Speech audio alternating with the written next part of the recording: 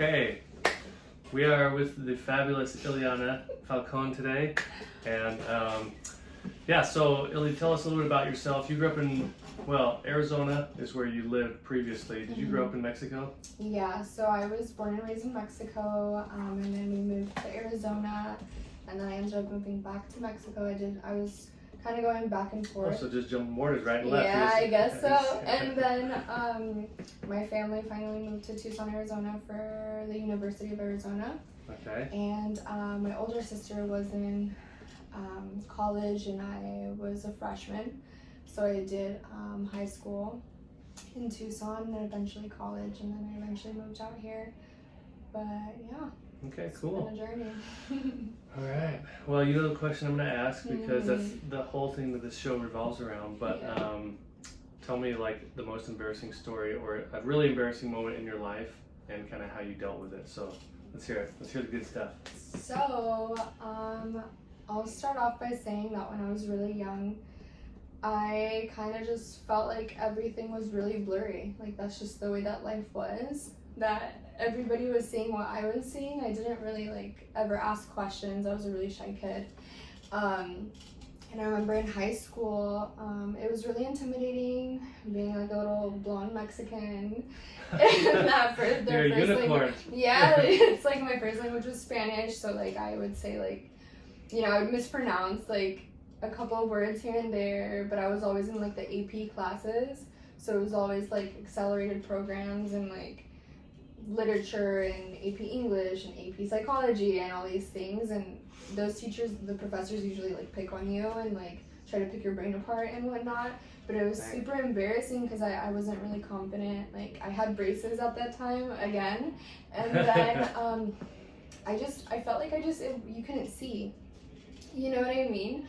And so I was looking at the board one day and they were asking me, and I have no idea what the board says, and I was maybe there's something wrong with me. So I got all agitated, and the bell rang, so I was switching classrooms, and I go in between the buildings and people would just swing the door open, and they were super heavy, so they would close right back, and I didn't end up getting to the one in the middle, so I tried to shift to my left, and there's a pole right in the middle. So I walked straight into it, and I'm pretty short, so it literally hit my entire body. I just wrapped around it, and it was just so embarrassing because I didn't see it.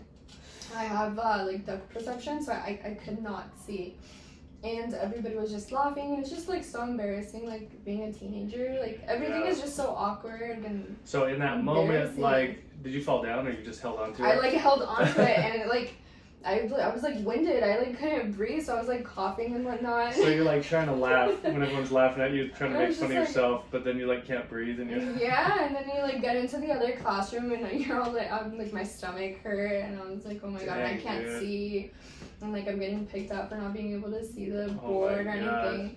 But yeah. Yeah, that stinks. So after that happened, did you feel like you immediately had a target on your back, everybody was staring at you because you just did something dumb? I feel at that age you always feel everyone's judging you. Yeah. You know what I mean? True. But in reality it's not like that. But definitely at the time that's what it feels like. Yeah. Yeah. So just remember, teenagers, everyone's not judging you all the time, and adults too. I think but if you can't see, yeah, go to go get your eyes checked Blurry out. vision is not normal. So get that fixed. So you said people were still making fun of you after it happened in your classes, or for not being able to see. Was there anybody who stuck out to you that was really helpful, that came to your aid when you kind of ran into the pole, or when you were not able to see? Was there somebody who was nice to you? My anatomy teacher, I will never forget him. He was so cool, so nice. I actually sat next to his desk because I couldn't see, so I was kind of the favorite kid in his class. But yeah, even awesome. During lunch, I had no friends when I moved here, so I would sit in there and just eat, and we would just talk about crime stories and stuff like that. Oh, that's awesome. Super nice. So that's cool. Yeah, I would say maybe don't look for friendships just with kids your age. There's mentors that can really help you feel comfortable and adapt. That's a really good point. Yeah, I was really close with all my professors. That's awesome, man. Yeah, I know. I had good relationships with some of my teachers, but never like a super tight friendship with any of them. But that's really cool that you did. Like I love when teachers kind of reach out and they care for their students like human beings, like friends, rather than just like a strictly teacher-student relationship, you know? Yeah. But that's cool. Yeah. All right. Well, thanks for sharing your story. That's awesome. Yeah. Yeah. Go get your contacts.